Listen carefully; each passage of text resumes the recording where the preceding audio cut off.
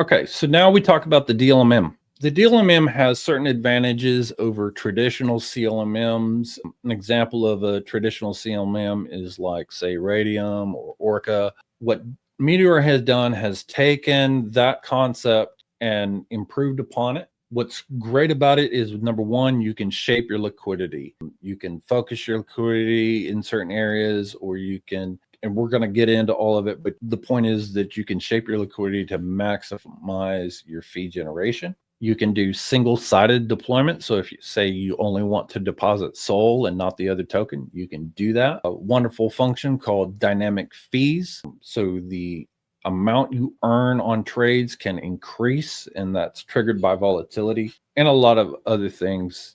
But now we need to talk about what a bin is. And a bin, in its most simplest terms, is a container that holds liquidity. It can contain an infinite amount of any one or two tokens, or none at all. And only one bin can be active at a time and hold both of those assets. So we see here only this bin. This is where the price currently is. So it can have both of the tokens. And the bins above and below only have one or the other. Here's a real world example of WBTC and CBBTC. We'll see here at the current price, it's got just a little bit of the CBBTC in it. Now, the price will not move to the next, or it won't move to the next bin until all of one of these tokens is sold for the other. So if the remaining CBBTC here gets sold for WBTC, the price will move up, and then it'll make this the active bin. If it goes the other way, it would go down. On the top, you will see your liquidity in the pool. That's just what you've put in. And then below that, you'll see the liquidity of yours and everybody else's. So you don't own bins. It's not just yours. It's your liquidity plus everybody else that's deposited within that same range. So yeah, and bins themselves don't move. They're static. You can have lots of bins, but once a bin is created, it stays at that specific price point. Now, we talk about the bin step. The bin step is simply the difference in price between any two consecutive bins. There's different sizes of bin steps, and there's reasons for those different sizes. We'll get into that. But the bin steps, it translates into basis points, and that's basically a decimal representation of a percentage. So here's the math breakdown of it. This one bin step pool, that's 1 basis point. That means 0.0001. Okay.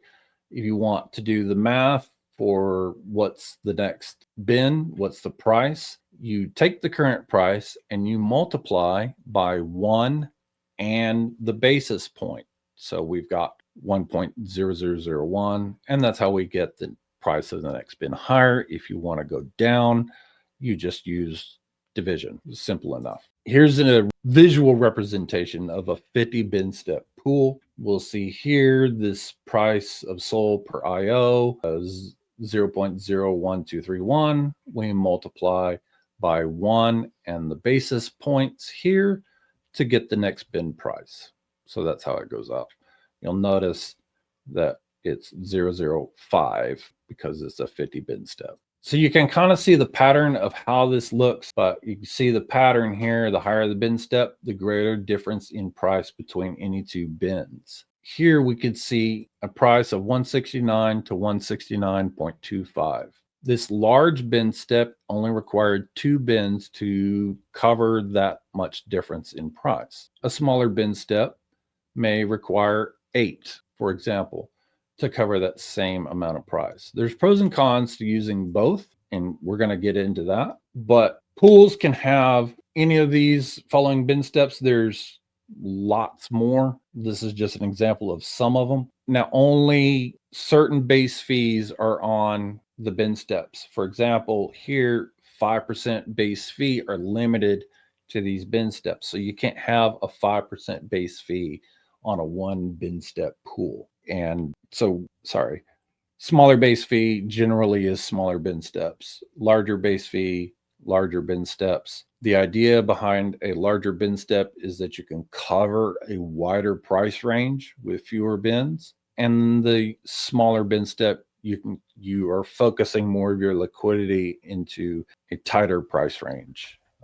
Again, there's more pros and cons to all these that we're going to get into. So here, why does a lower bin step generate more fees? Well, it does, because you can have more fee event. So we see here, this one bin, the price action happening there, there's just one fee event. But as it, in a lower bin step, it'll move across and you'll have more fee events. And the more it's moving from bin to bin to bin, that's triggering those dynamic fees. That's that volatility. So if the price was here swinging back and forth, that's very, very volatile. And the more that it hits these, the more of the dynamic fee is going to be triggered. So now we talk about the basic strategies for the DLMM. There's 3 basic shapes. You can combine these and we'll show you, but to start off, spot is the even distribution. All the tokens across all the bins are equally distributed. And this is similar to a CLMM. It's all the same across. Spot works in almost any situation. If you're not sure what to do, you can use spot. It is a great choice if a token is very, very volatile and it's staying within a defined range. You're going to earn the most fees off of it moving back and forth in that area. Curve is a really concentrated approach here. You're focusing the most of your liquidity into a very specific price range because you're expecting it not to move very much. So you're maximizing what your capital can do. Out on the fringes, if the price moves out here to the fringes, you're not earning as much because you have less liquidity out there. It might be one of the least used of the 3 strategies. Now, bid ask, an inverse curve distribution, it can be used to DCA in and out of a token. A lot of times it's used for single-sided deposits, and it's a favorite among a lot of degens, and that is in part because of capital preservation. Just like in trading, you want to buy low and sell high, right? That's the plan. If you're doing it the other way, you might want to rethink your life there. But as the price of the token goes down, you're going to be buying more of the token at lower prices. And as the price pumps, you would be selling more of the token at higher prices. Of course, whenever the price is down here in the low part of the valley, you aren't earning nearly as many fees. But now we talk about how to stack these. Why would you stack these? Well, here's the spot and curve. Because if the price is out here on the fringes of where you've concentrated your liquidity, you're not earning very much in fees. So we've added a base layer of spot here so that if the price does swing out here, you're still going to earn a little bit more of the fees on that. But you're still focusing most of your liquidity here in this specific spot. Same with bid ask, just the idea here, this layer of spot, whenever the price is down in the valley, you're not earning as much. So we're adding a little bit here to do that. And you can do whatever percentage that you want. If you want to do, say, 20% spot and 80% bid ask, or whatever percentage you want, that. Mr. Escobar has asked a great question here. I like this question. Example for curve, would it be good for stable coins? Yes, that's where curve is most used, is in stable coins, because that price is not moving very far. Perfect example is USDC, USDT, and I'll actually show that here in a bit.